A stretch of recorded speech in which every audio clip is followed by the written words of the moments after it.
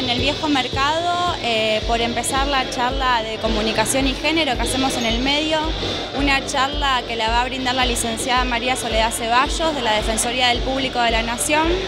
Y bueno, esta charla tiene como objetivo principal ayudarnos a reflexionar sobre la perspectiva de género en nuestra ciudad, pero además brindarnos herramientas para comunicarnos mejor y evitar todo tipo de discriminaciones que nosotros por ahí tenemos naturalizadas en nuestras prácticas cotidianas. Bien.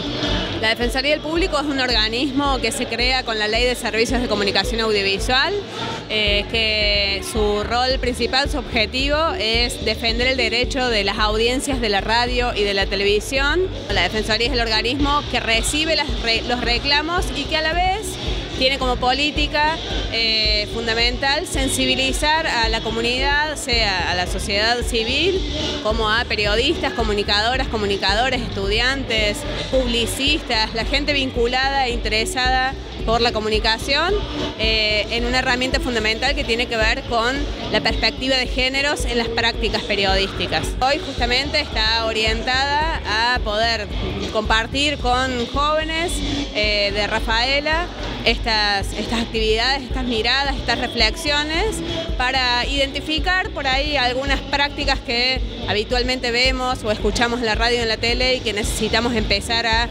tensionar para poder comprender y dimensionar que tras esas prácticas que tenemos habituadas hay una estructura de desigualdades y de discriminaciones que es necesario erradicar.